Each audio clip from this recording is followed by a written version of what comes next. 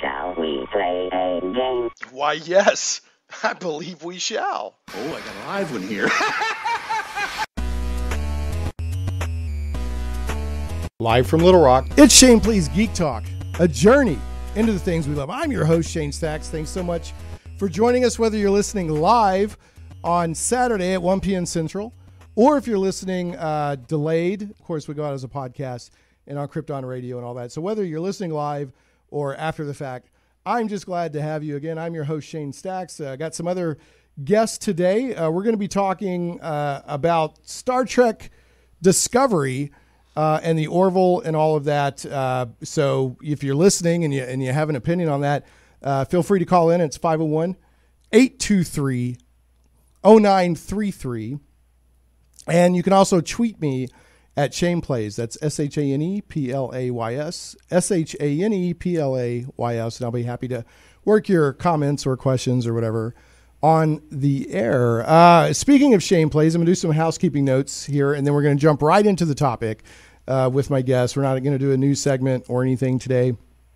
We're just going to go right into it to give it plenty of time to breathe.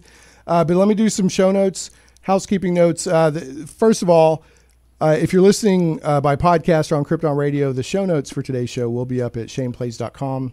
Again, that's ShanePlays.com.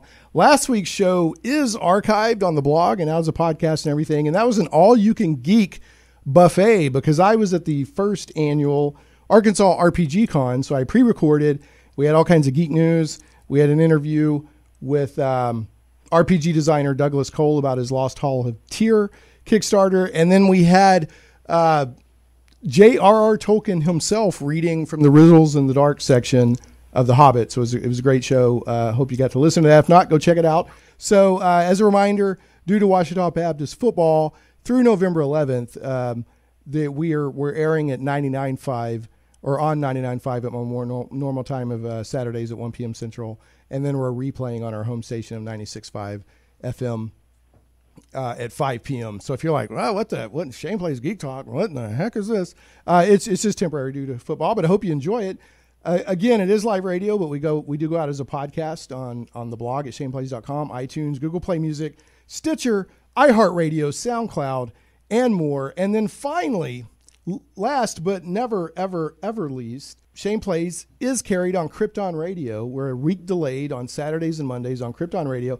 Krypton Radio is SciFi for your Wi-Fi, KryptonRadio.com. And we had one of our guests lined up for today was Gene Turnbow of Krypton Radio, and he's not currently available. Maybe he'll join us later in the show. But Gene, if you're listening to this after the fact and you didn't make the show, we'll miss you, buddy. But hopefully we'll hear from you sometime during the show. I know you're a huge Star Trek fan. So, having said that, I'm going to introduce the guests that we do have.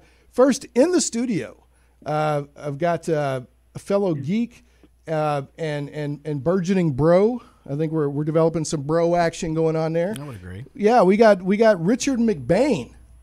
Is that going to be your official radio name, Richard McBain? That sounds good. I think that'll work. Yeah. Yeah. I love to say I'll go McBain. I love right. McBain. It's like. Here's McBain, and it's not spelled the same way, right? But this was a weird thought I had last night while I was feeding the cats. It's like the Scottish supervillain that broke Batman's back. That's pretty close. It's not spelled the same way, right? And I've had people misspell it, like Bane, the comic villain character. Right. Yeah, gotcha. All right, so we're gonna. I guarantee you that Richard is a card-holding, certified geek, and we're looking forward to his input on the topic today. And we've also got now we have a guest by phone who's been waiting patiently. This is Gaaron Gilham. Say hi, Gaaron. Hey, Shane. How are you? Hey, good to have you on the show. Now, Gaaron has been a caller into the show before, but has never been one of our main guests. And Gaaron has a Star Trek podcast called is it Trek Talk? Yes, it is Trek Talk. Yeah, what's your current status? I know that you guys had to pause for a little bit because of moving or something like that. What's the current status on Trek Talk there? Current status is hopefully, if all goes well, we'll be recording our newest episode in the next couple of days. Yeah, it's been been really crazy with me. I'm in the middle of making an out-of-state move, and that hasn't officially happened yet. So there's a lot going on, but we'll get back to it. Well, it's a good podcast. I mean, I absolutely loved your interview with the guys with the original FASA Star Trek RPG. And you guys will talk about the Star Trek comic books. You talk about Star Trek shows. You talk about Star Trek history and all of that. So, people definitely go check out Trek Talk. And Richard, when I told him about your podcast, he sent me he's got a great game collection at home, and he actually sent me a picture of that original FASA Star Trek that he has in his collection. So, oh, nice. Yeah, a couple of other, it's really nice. Yeah, he's got an excellent game collection. So, a couple of quick announcements here, and then, like I said, we're gonna dive right into the topic. And the topic today will be Star Trek Discovery. Do we like it? Do we not like it? Do we like some of it but hate the other, or vice versa? And then also the Orville.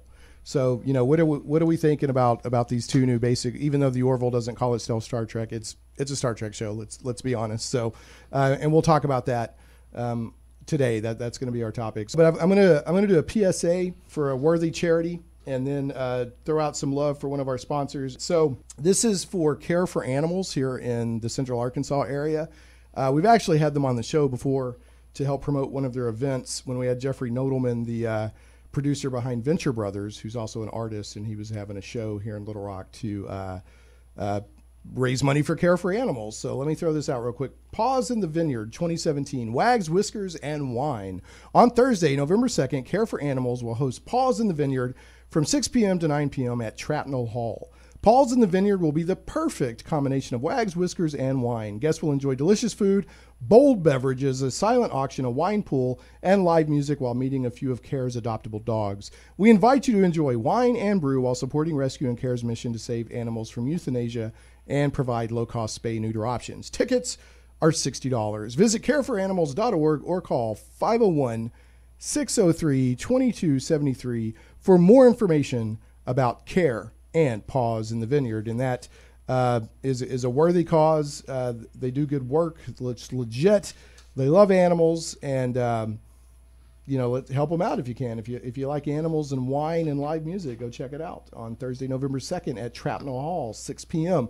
Okay, also want to remind them that show sponsor Troll Lord Games, Little Rock's very own RPG company that has Castles and Crusades and others, but they currently have a Kickstarter for Tome of the Unclean, so which is just, I think, a bestiary of really nasty monsters and whatnot for Castles and Crusades. So go check that out. I think there's about another 10 or 11 days as of October 28th for that. And thanks again to Steve Chenault and everybody over there, Todd Gray and all those folks for being a sponsor. So we're going to dig right in. And to set the tone, this is somewhat of a tradition on Shane Plays. Anytime we have a dedicated Star Trek show, we have a little clip here that we like to play. So go ahead and hit that up there. There we go.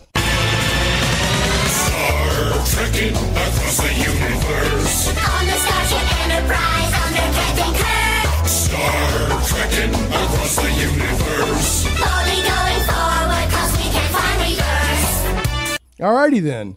I take no responsibility for mental damages resulting to. It's funny.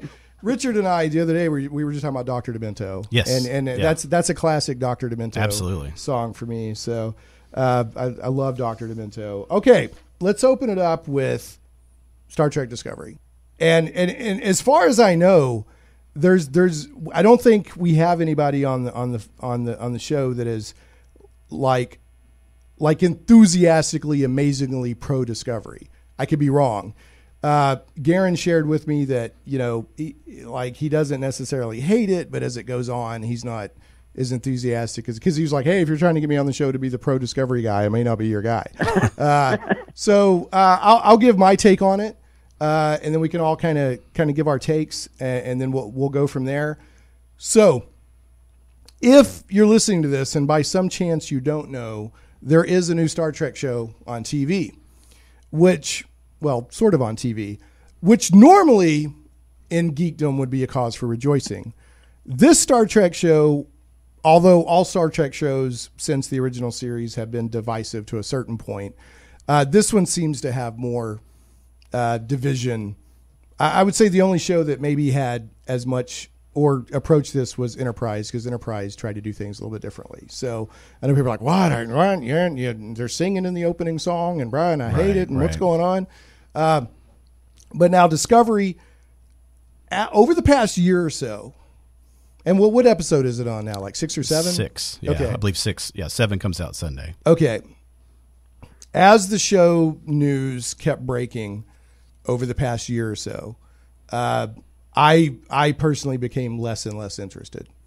I was like, I didn't necessarily like the design. I felt like it was way JJ Trek. And I think JJ Trek is fine for the movies. They're action movies. Sure. Go be JJ Trek. But that's not what I want in an ongoing series. I still don't really like the design of the ship. But the joke I make is like when a Constitution class and a D7 love each other very much, then this is what you get.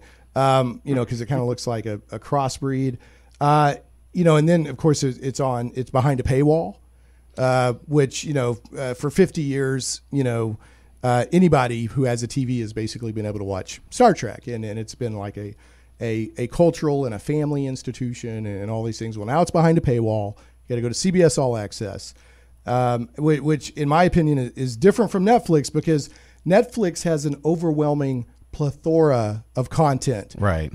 So I'm going to have Netflix anyway, probably. And then, oh, by the way, hey, look, I get Discovery too. Whereas if I go CBS All Access, really, honestly, the only reason I'm subscribing to CBS All Access is for Discovery. So I'm basically paying to watch Discovery. Let's be honest. Right. Yeah. So, and they just kept announcing, you'd hear, and then Brian Fuller left, and then there just wasn't much for me to feel good about, and there's more things, people complain about the look of the Klingons, they're worried about the continuity, etc. Game of Thrones in space has been thrown around by people who are actually involved with the production.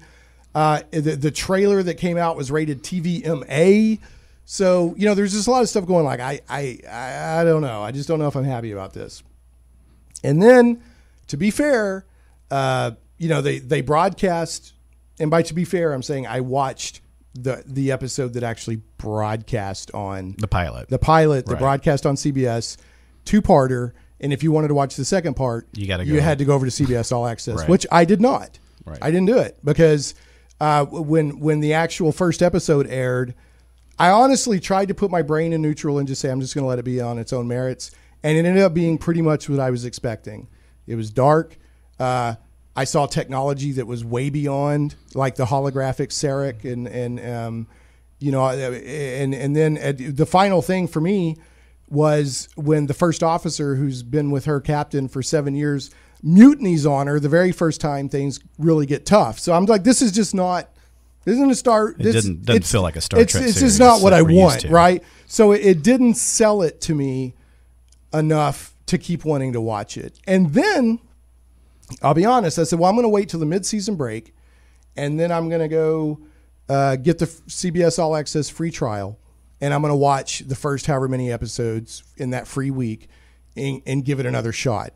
And then a couple of weeks ago, they decided to drop a couple of F-bombs on a Star Trek show, I'm done. I'm not even going to try to that now. This is not the Trek that I want. Right. My take on it is, I think as dark sci-fi or as a sci-fi show on its own, it's fine, but it's not the Trek that I want. Okay. And that's where I'm at. There really hasn't been anything that I've seen in it that makes me want to watch it or heard about it, or whatever. So, Richard, give your take on it, and then we'll let Gaaron do his. We'll probably cut to a break, and then when we come back, we'll let Gaaron give his. Yeah, kind of like you. I think initially when I heard the announcement that Brian Fuller was going to be showrunner for this new Star Trek series, I was very excited and very hopeful for a new Star Trek series that we hadn't had in 15 years, ever since Enterprise. If you remember, Enterprise was the flagship launching series for the UPN network. If you remember correctly. So that was they remember the old United Paramount. I thought network. That was Voyager that launched. Was that Voyager? Yeah, maybe I'm incorrect. Anyway, I don't know. I've definitely slept since then, but anyway, I was very hopeful for a new series that we hadn't had on TV for a long time. And then, kind of like you, as I heard more things come out about the show, some kind of production issues, Brian Fuller stepping down, and then the little bits and pieces of production design and ship design and artwork and costuming that were released, leading up to the show's premiere. I was kind of in the same boat with you. I was, still hopeful, but what I was seeing wasn't really knocking my socks off. And then, watched like you the first episode on TV, and my issues with the show really stem more from knowing the continuity of the series takes place 10 years. Yeah, before. 10 years. That's something I should have clarified, Right. just in case people are unfamiliar. This takes place 10 years before Kirk. Right, before their initial 5-year voyage, right? Right. Or 5-year mission. So my issues with the series being set timeline-wise 10 years before those original voyages of Kirk and Spock and crew. We're seeing a lot of technology that's way advanced from what now. Granted, you can look at that two different ways. I think two media properties that did it really well that come out recently but were set kind of in the past was the Rogue One movie, which I don't know if you've seen. Yeah, did an excellent job of being set before A New Hope, right, and Empire and Jedi. There didn't feel to be any jarring, right? Right. The technology in the film and the even the costume and the set designs and production designs fell in line, chronologically with where that story took place. Right. And I think that's something I have a big problem with watching Discovery is that, you look at it and it's just, it doesn't fit. I mean, so that's my big problem. And then, it's just, I think it's a little dark for me as well. I'm looking for hope and kind of this great vision of what Gene put forward 50 some odd years ago with Star Trek, and I'm not seeing a whole lot of it right now. I don't feel any of that. Yeah, and the Game of Thrones comparative is, I would agree with that, and I think I read that online somewhere. One of the EPs had said that this is essentially what we're going for, and I went, I like Game of Thrones all and well on its own, but I don't want it in my Star Trek, That's the point. That's kind of where I'm at, too. Yeah, and like I said, we're about to cut to breaks because I want Gaaron to be able to give his opinion without being cut off in the middle. But, Star Trek is sci-fi, but it's not just sci-fi. Sure. I mean, there is, this supposedly in Star Trek, there's an optimism. Absolutely. Basically, we went through World War III. We came through it on the other side. There was optimism. We've solved a lot of our problems. Right. And now we're out in space. And among Starfleet, there's a certain tone about how things are done. Now, you'll run into other races and stuff out there. But, when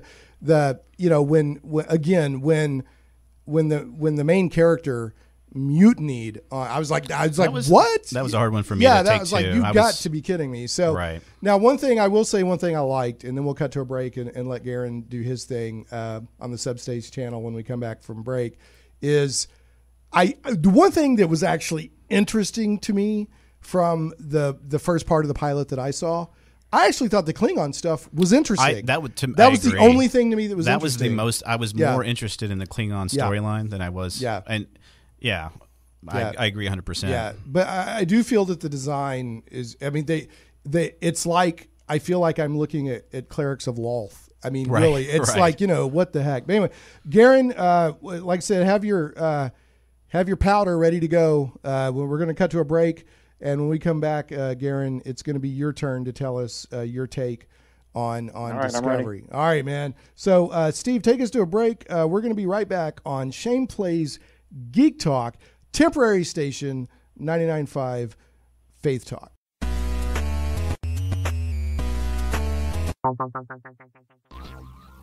Comic book lovers, visit thewildstars.com today. From the mind of author and comic book industry expert Michael Tierney, it's not just a comic book, it's a comic book novel. The Wild Stars is sci-fi and so much more. Learn the explanations behind UFOs and space gods. This isn't the Twilight Zone. This is the region of the Milky Way galaxy known as the Wild Stars. We guarantee you've never read anything like it. The complete comic book novel took 20 years to tell, with one reviewer noting, "The story of the Wild Stars stretches ambitiously across space and time, from small-town murders to the destruction of planets, with every event given multiple layers of meaning." If you haven't read The Wild Stars, you're missing out. Visit thewildstars.com today. The die is cast. Plunge into worlds of fantastic adventure where dragons lie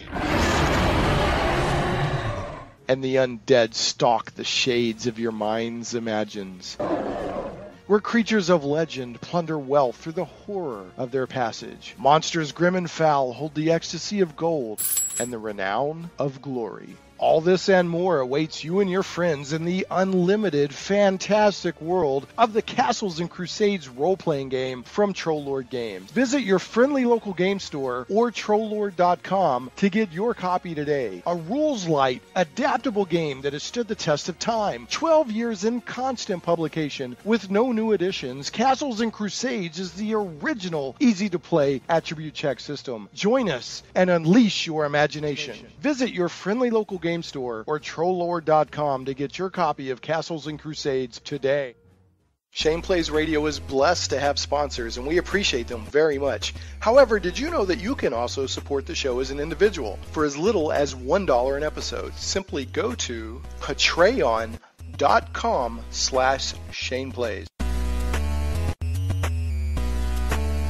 Hey, welcome back to Shane Plays Geek Talk, a journey into the things we love. I'm your host, Shane Stacks, joined by Richard McBain and Gaaron Gilham. We're talking Star Trek Discovery and the Orville.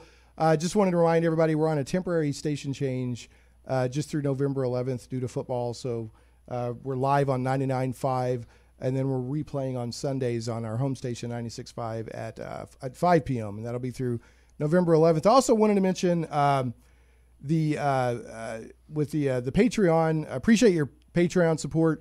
Anytime, a lot of times people are, man, I love the show, but there's ads and this and that. The more Patreon I get, the less ads I have to run. Although I thankfully appreciate my sponsors very much. So anyway, get right back to it. Gaaron Gilham, who's a co-host of the Trek Talk podcast, has been patiently waiting to share his view and opinion. Gaaron, share us your opinion of or what your thoughts are on Star Trek Discovery. Okay, so Shane and Richard, kind of like you, I was in the same boat when I heard about the show. I was excited initially. I've always felt that Star Trek should be on TV. That's where it operates best. I was probably a little more enthusiastic back in the days before the show actually aired. I kind of wanted to stay positive and not really prejudge the show before it came out. Unlike the both of you, I kind of accepted that, hey, if we're going to do a Star Trek in 2017, even with them going back earlier in the timeline before TOS, we're going to see an updated look and feel on the show. I kind of just accepted that. Okay, that's going to be what it's going to be. Right. That's bothered you a lot less than it's bothered me and some others. Yeah, I remember Brian Fuller saying that was going to be the case in a statement that he made way back when the show was initially announced. So I kind of wrapped my head around that and have just been, okay, let's just see good Trek on TV regardless of the change in look. And then as far as Brian Fuller, I just want to make a comment. Even though he did leave the show early, he did co-write the first 2-part episode. Did he? And that the general idea of the show was his. So even though he did leave, the concept of the show, at least in the first couple episodes, was his. So okay, I thought that was kind of interesting. Even now, my issues are less with the look of the show than the tone. So that is what has bothered me the most. Well, can you give like an example? And don't worry about spoilers. I'm assuming if somebody's listening to this show that they know that spoilers are fair game. Yeah, so I'll give you an example. And I think it was the third episode. The main character, Burnham, was basically, due to her actions by committing mutiny, she was being sent to a penal colony for, basically labor. And I believe her sentence was for life. Yeah, it was life. So number one, like, really, the Federation sends their citizens to, penal colonies, and not only that, it's just when they were brought aboard the Enterprise, the captain, we think the captain intervened and somehow was able to get her on board the Discovery, and when they spoke to the security chief of the Discovery, she called the prisoners, I think scum. And yeah, that just I haven't even seen that, but that doesn't feel like Star Trek to me. Yeah. And one of the other prisoners, used the term. I won't say it here because I'm not sure what can go, but it's FCC. Basically, George Carlin's whatever words you're not allowed to say on radio and TV. Yeah. It wasn't that, but he basically used a term that, to me, I don't think would be used in the 24th century. It's not it wasn't the F-bomb that came later. Right. So. Oh yeah, they're definitely going where no Star Trek's gone before in profanity wise. Well, to speak to that, Gaaron, I don't need gritty realism in my Star Trek. You can tell interesting stories. People argue, well, human nature is human nature, and they'd still have profanity in Star Trek. Okay, well, that's fine. But for the most part, except for mild profanity, and I can think of Data drop in a profanity. Sure. There's been a few. There's history of language in Star Trek. But, it's not. But it's not that prevalent. foreign. But it's not Sure. prevalent, and it's not usually like the, the church lady's hair flies up when she hears it. Right, like that level of profanity. Right. And so for 50 years, they've told Star Trek stories without going there. Right. And for the most part, a lot of people don't realize how much of a family institution the Star Trek show is.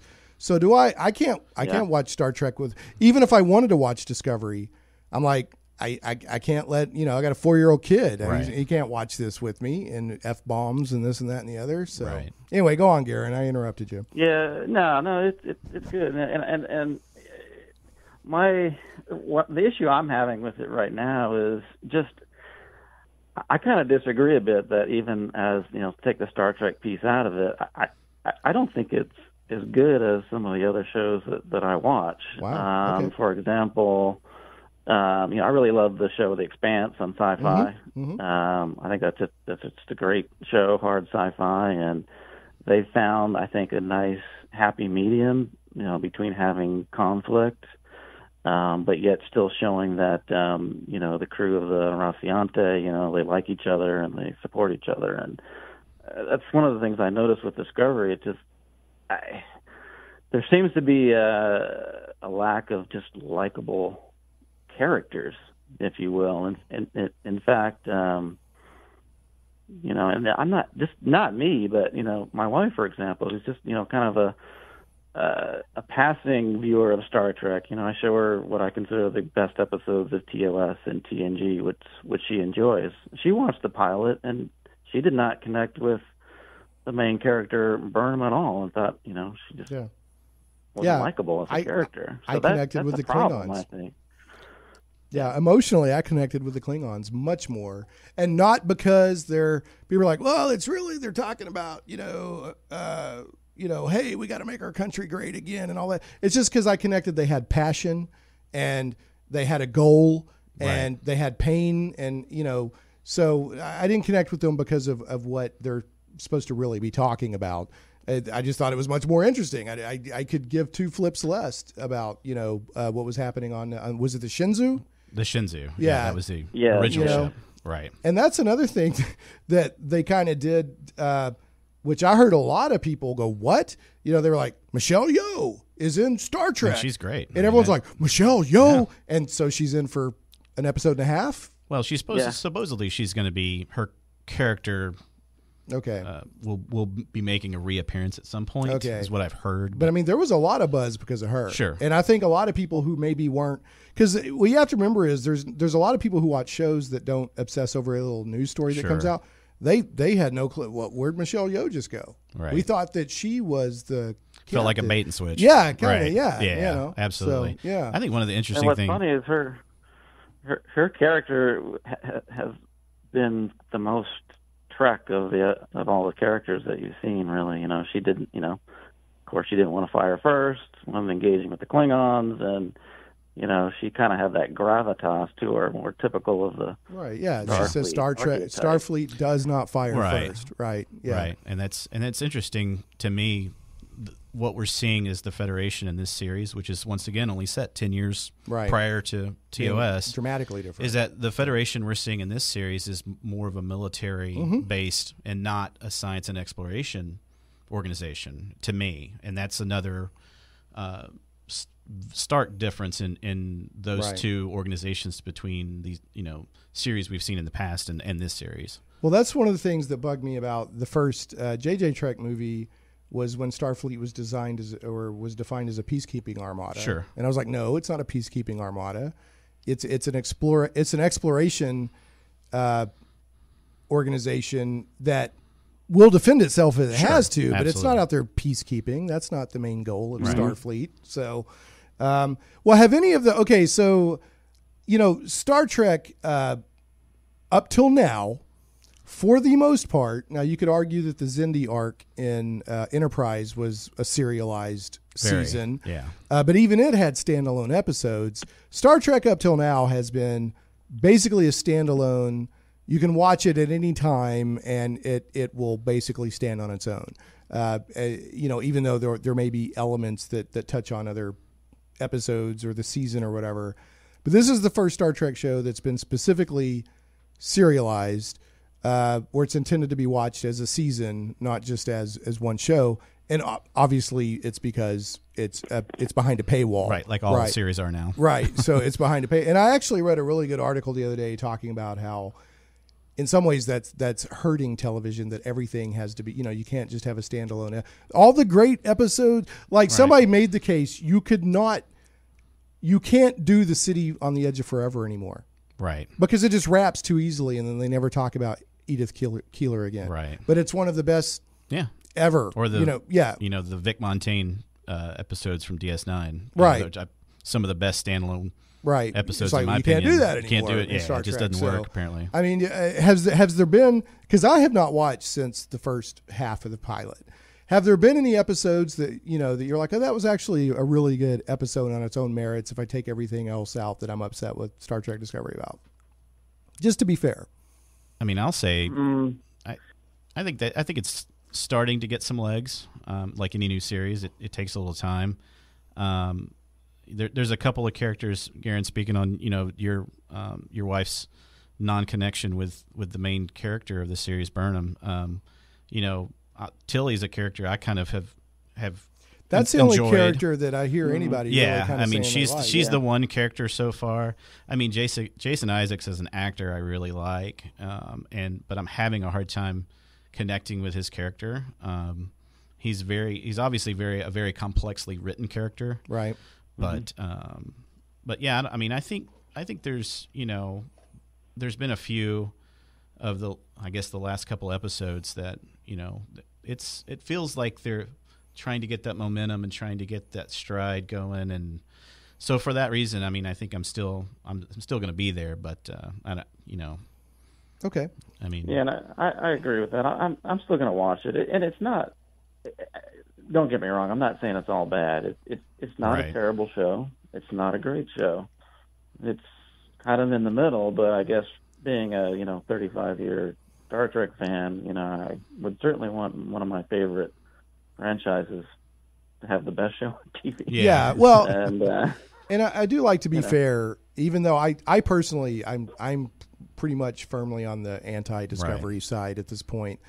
But to be fair, Next Generation, which in my opinion is the best overall series of Star Trek, the first season wasn't that Well, great. right. You know, I mean, let's just be honest. Well, right. Yeah. You and I had the discussion Yeah. the other day where I'm kind of making the analogy between Discovery and the first season of Agents of S.H.I.E.L.D. If you've Right. watched that, that first season was a train wreck, really. Until Except Bill, it had Deathlock, so that was cool. for Yeah. a couple episodes, and then, in my opinion, when Bill Paxton's character Yeah. made his appearance on that got series, a lot it started better. to turn around. Yeah, and now, I agree.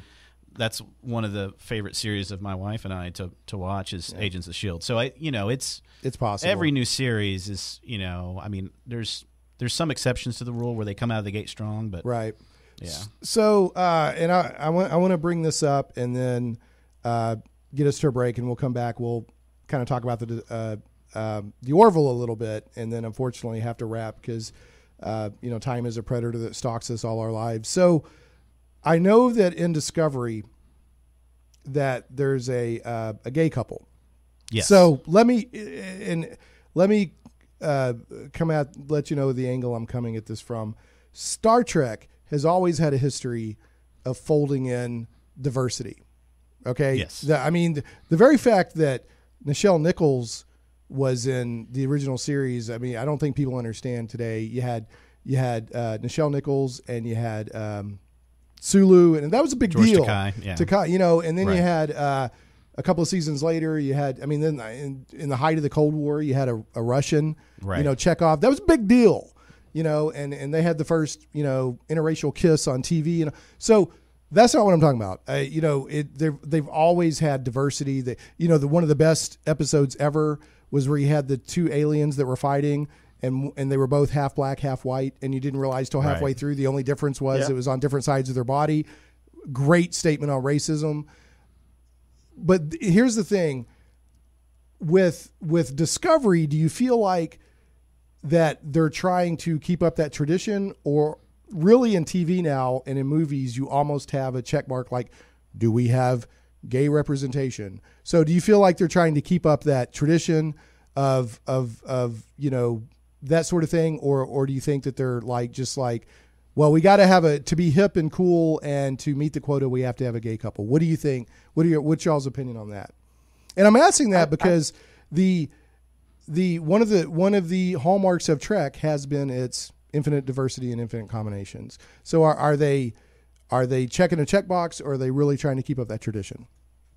I think it's kind of neither in a way, and let me explain that. In that that relationship, first of all, it's been a very small part of the show so far. All right. Very. And it's not being dwelled on. It's just there. In fact, there's only really one scene where they kind of introduced that they were in a relationship, and so it's really just there. It could have been any relationship, right? So it's not part of the storyline at all. Okay. So, and they're not taking it on as, it's not an issue like, as you mentioned, Shane, TOS would address a particular issue in the past on an episode.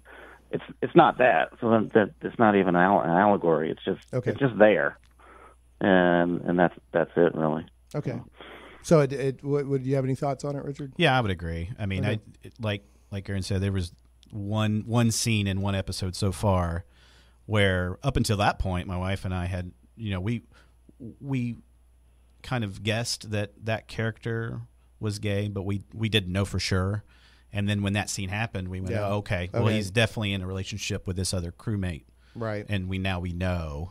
But beyond that, there hasn't been really anything addressed or referenced or anything to that character's sexuality. So I would agree that I'm not personally seeing it as kind of a checkbox. Hey, the writers and creators of that show are going.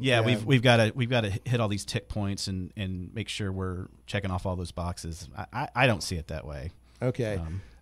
So final question, and I gotta make this like as much of a yes or no answer as I can, just so I can get us to a break and we'll have a little bit of time to talk about the Orville. Do we feel the way that they've done Star Trek, the way the series is going, and the fact that it's behind a paywall is a disservice to the existing fans of Star Trek? And I say yes. My answer is yes. I feel that they're not being respectful to the history and the fans by not only putting it behind a paywall, but radically changing the tone of what Star Trek is. So I feel like yes, that they're kind of flicking their nose at us a little bit. You may be different. I'm gonna since I let Richard go first. Gaaron, I'm gonna let you answer that, and then we'll let Richard, and then we'll get to a break. I would say no. I just wish that the show was better. Okay, fair enough. So that's it. Yeah. What do you think, Richard? I think it's a simple question of, what does Star Trek mean to you ultimately as a viewer? Kind of like a work of art. Okay. When you look at a painting on a wall and you see one thing, and then another person walks up and sees something different. Okay. So I think that's almost kind of a personal question to ask somebody. But for me, all that being said, I like Star Trek has always shown me growing up. I'm hopeful that it's gonna find that right, and that they're not thumbing their nose at us being the collective Trek fan base that's been around since kind of day one, if you will. Right. But so I don't know. I hate to no, walk that's the fine. line. I'd say no. If I had to give an answer, I'd say no. But it's like Gaaron, I agree with him that I just want it to be better. But and that's fair enough. There's Right. no, it's like I said, people are coming at it from all different directions. Absolutely. So we had Jacob Wisner on Twitter said, because I was talking about Star Trek versus the Orville, and I think the way Jacob answered really boils it down to how a lot of people feel. Well, since I can watch one already, which would be the Orville, and I'd have to buy an otherwise pointless additional streaming subscription to watch the other ... And that's where it's landing for a lot of people right now. That's maybe it'll pay off for them in the future, but right now that's definitely hurting them. Right. Right. Because there's a lot of people that would like, I don't like it, but I'll give it a chance. They can't even really give it a chance because they're not going to go subscribe. Right. Yeah. So anyway, bad business decision. Yeah. So I got to get us to a break. We come back. We'll spend the remaining time on the Orville, and see what we all think about that. So anyway. Some goblins, Steve, after this, we'll go to a break, but I'm going to give some love to Game Goblins. Some goblins are your friends. Game Goblins, which is located at, you were just there earlier today doing the board game. Dropping off some board games. So right over there on Canis and West Bowman. Man, they've got Magic, they've got RPGs, they've got Warhammer, they've got it all. Today on the 28th, they've got people are taking in their used board games, and you can get good deals on them. How many did you drop off over there today, Richard? Oh, gosh, like over a dozen. Yeah, a bunch. So a bunch. Yeah, swing by and check. I think they have an adult game night tonight. Yes. Which the only thing adult about it really is that it stays open late. You have to have it's 21 and over. Yeah, it's 21 and over. Right. It stays open late, and you can bring in your own beverage, but I've been there on an adult, and it's not out of control. It's just people are playing games. So go check it out tonight. Josh and Jeremy and everybody over there do a fantastic job. They do have a customer loyalty program that rewards you based on your actual purchases, which is cool. And if you're a first-time customer, make sure to mention Shane Plays, and you'll get $10 off your purchase of $50 or more. So it's Game Goblins right over there, Canis and West Bowman, right by the Senior Tequila, and I think there's a tropical smoothie and some stuff right there in that. So go check them out. Check out Game Goblins. We really appreciate them being a sponsor. Tell them Shane Plays sent you. Hey, welcome back to Shane Plays Geek Talk, a journey into things we love. I'm your host, Shane Stacks. We're joined by geek extraordinaires Richard McBain and Gaaron Gilham. Gaaron is also the co-host of the Trek Talk podcast, which you definitely want to make sure to check out. They do a great job and cover the gamut of Star Trek, not just the TV show, but the comic books, the movies, the whole universe that Star Trek is. We're on a temporary station change. So if you're listening live on Saturday and you're like, what's this on Faith Talk? This is just temporary through November 11th due to football. And then I'll be back on my normal station of 96.5 FM, The Answer. But I hope you come along for the ride. Today we're talking about Star Trek Discovery versus, not versus, but also the Orville. Not versus. Yeah, not versus. We've been talking about Discovery the majority of the show. Really, in a nutshell, I don't like it for a multitude of reasons. And Gaaron and Richard, they don't actively dislike it. They're hanging with it, but they do both kind of wish it would be a little bit better. Gaaron, I think, wants just better quality. And then Richard, I think you want a little bit more optimism. Am I catching that right? Okay. Gaaron, did I represent you correctly? I would say both. Okay. Yeah, I would say, quality and, here's where I'm at with it, Shane. Okay. If I could press the reset button and kind of have a new show starting off differently, different setting, different characters drawn, more Trek-like, I would push the button. Well, but yeah. That me being too. said, I'm going to stay with it and hope it gets better. Well, and you know, it's already been renewed for a second season, which doesn't surprise me because they're taking a risk on this, and they're gonna stubborn it through 2 or 3 seasons no matter what. I just can't see them giving up on it until they've had at least 2 or 3 seasons, because they not only do they have money and all this tied up, they have face tied up into this. They have reputation tied up in this, you know, so they don't want to give up on it now. I'm not even saying it's worth giving up on. I'm just saying, you know, it's going to huge investment. Yeah, there's a huge investment. So on all levels. So anyway, it's not going to happen. It's just, I would say when I watch it and I look at some of just the production values, you could say, you may not like the design, but the production values, the money they obviously put into it, and I think everyone, you know, the craftsmanship, and I'll give it that. Yeah, it looks good. I just wish it'd be nice if it was. Oh, why can't it be post TNG out on the frontier, exploring? You know, that would be great. But we'll see. That's not what we got. Yeah, we'll see. You know what they end up doing, but you know, whatever. I like I said, I'm not even going to give it a chance because I'm not going to subscribe. Maybe I'll catch a DVD of it someday or something. So, all right, the Orville. I want to spend a little bit of time on the Orville, which is Seth MacFarlane's basically not quite a parody, but it's kind of like a satire parody love letter. It's a love letter. That's the term I'd use, love letter. It's a love letter. While I was being in despair over everything I was seeing on Discovery, I was cautiously hopeful on the Orville. And for the most part, the Orville has been the show I was hoping it would be, to be sort of the torchbearer for what I feel of or think of as the feel of Trek, the optimism, the types of stories they're telling, the character relationships, that sort of thing. I feel like the Orville's definitely carrying that banner right now. Now, I'll give a quick on the Orville. The first episode,